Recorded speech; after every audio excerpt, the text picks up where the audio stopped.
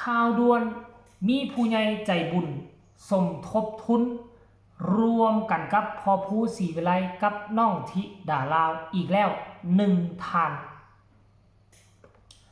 ทักทายสวัสดี FC แฟนคลับทุกทานที่เคารพและนับถือเป็นอย่างสูงมาพบมาพ่อกันคลิปนี้มีเรื่องราวข้อมูลข่าวสารของน้องธิดาลาวกับพอผู้ศรีวิไลกับแม่เพิ่งที่มีเป้าหมายที่ตั้งเป้าหมายเอาไว้ในท้ายเดือนนี้จะได้กลับข้ามมายังฝั่งลาวเพื่อมาเฮ็ดกิจกรรมเขาเอิ้นว่าฮอบฝันสู่ชนบทฮอบฝันสู่บ้านเกิดที่ผ่านมาก็มีแล้วผู้ใหญ่ใจบุญท่านหนึ่งที่อยู่ประเทศแคนาดากับลูกชายเพิ่นก็ได้โอนเงินส่วนหนึ่งมาให้พอผู้ศรีวิไลเรียบร้อยแล้วเอาไว้ไปซื้อเสื้อกันหนาวกันหนาวเอาไปแจกให้กับพี่ๆน้องๆอยู่ทางชนบทอยู่ประเทศลาวของพวกเฮาเนาะล่าสุดเมื่อ11ชั่วโมงที่ผ่านมานี่พอผู้ศรีวิไลก็ได้มาโพสต์เคลื่อนไหว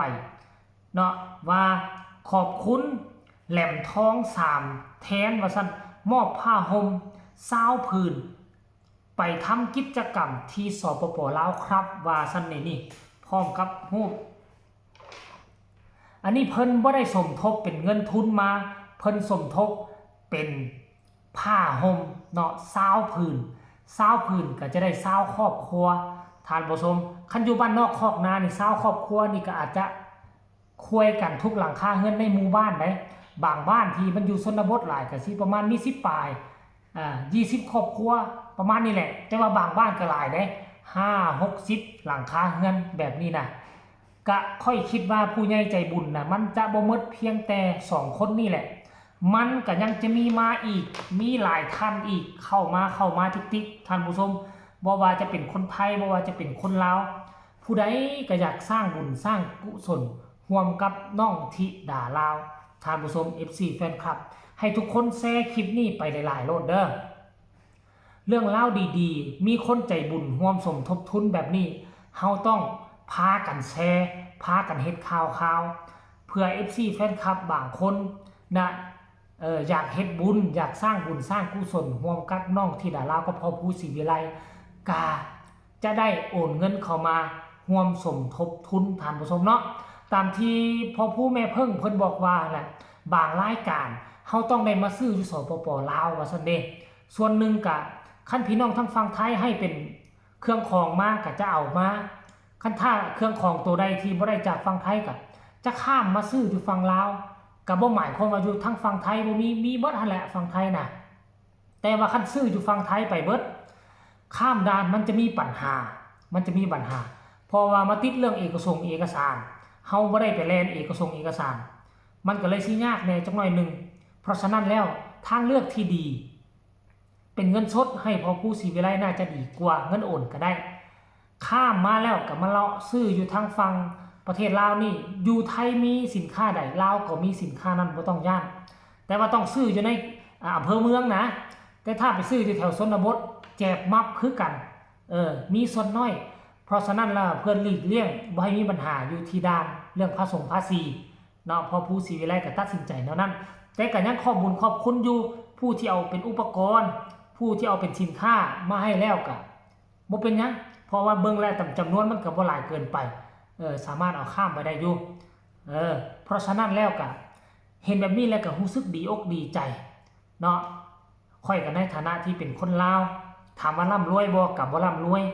ก็พอมีอยู่มีกินหามื้อนี้ก็เอาไปไว้ใช้จ่ายมื้ออื่นพออยู่ได้ท่านผู้ชมพออยู่ได้บ่ได้หามื้อกินมื้อใดหามื้อนี้แล้วกินมื้ออื่นก็ฐานะบ่ร่ำบ่รวยก็โอเคอยู่แต่ว่าก็เห็นแบบนี้แล้วก็รู้สึกดีอกดีใจค่อยก็บ่สามารถสมทบทุนเป็นเงินเป็นคำได้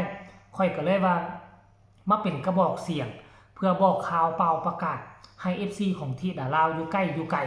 จะเป็นคนไทยจะเป็นคนลาวก็ดีเนาะถ้าหากว่าคนลาวเห็นอยากสมทบทุนนํก็สามารถติดต่อไปหาพ่อผู้ศรีวิไลได้เช่นเดียวกันเนาะอันนี้คือเรื่องราวดีๆคนลาวของพวกเฮานี่มี7ล้านคนถ้าเห็นคลิปของเจบอลาวนี่ก็แชร์ไปแน่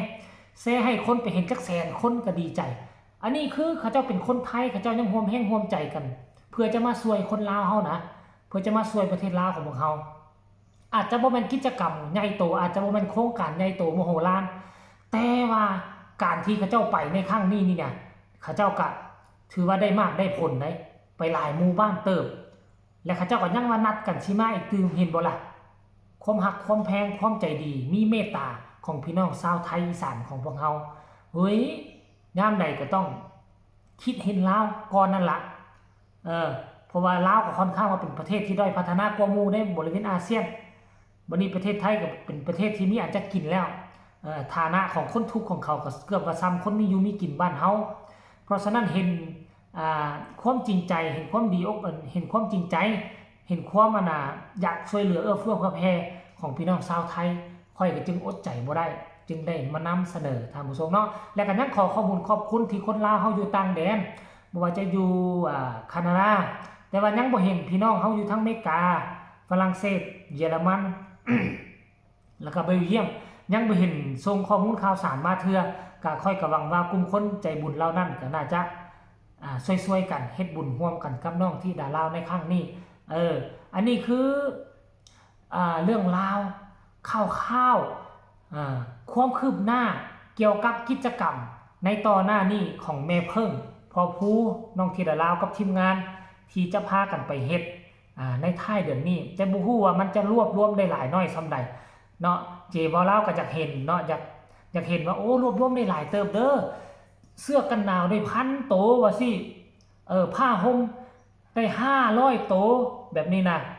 ปลากระป๋องได้10-20 แก๊สอยากได้ยินข่าวแบบนี้โอ้ยก็คงจะดีอกดีใจถึงว่าเจบ่ลาวบ่ได้รับของสิ่งนั้นแต่ก็ดีอกดีใจแทนพี่น้องทั้งฝั่งลาวอยู่ในชนบทจนกระจนแท้ผู้รวยก็รวยล้นฟ้าอยู่ประเทศลาวเขาเอิ้นว่ามันบ่สมดุลกันนั่นละรวยก็มีหลายจนก็มีหลาย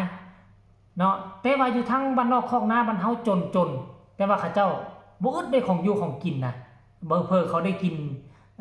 ดีกว่าบ้านเฮาซ้ำแต่ว่าเขาบ่ได้กินของหรูอยู่สบายได้อยากกินปลาเขาก็ลงไปหาน้ำอยากกินผักก็แล่นเข้าป่าอยากกินซีนก็แล่นเข้าป่าหมายความว่าตลาดของเขาอยู่ในป่าในดงมีครบหมดทุกสิ่งทุกอย่างมารอท่ารุ่นว่าฮอดมือมาแท้ๆจะได้หลายสำใดเครื่องของที่จะเอาไปช่วยเหลือพี่น้องชาวลาวในชนบทครั้งนี้คลิปนี้ฝากทุกคนกดไลค์กดแชร์ไปหลายๆแน่เพื่อเอาบุญน้ำกันที่สำคัญอย่ากดข้ามโฆษณาใครมีคำตำหนิติชมคำคิดคำเห็นก็ส่งข่าวมาหาเจบ่ลาวได้ทางใต้คอมเมนต์สำหรับคลิปนี้ก็น่าจะฝากฟังเอาไว้สำนี้ละท่านผู้ชมเนาะคลิปต่อไปจะเป็นเรื่องราวอีหยังแต่ขอเว้าไว้ก่อนว่าเป็นเรื่องราวของน้องที่ดาลาวอีหลีอีหลอจะเกี่ยวข้องกับเรื่องใดเหตุการณ์อย่างต้องกดไลค์กดแชร์คลิปนี้ไว้ให้ดีสำหรับคลิปนี้สบายดี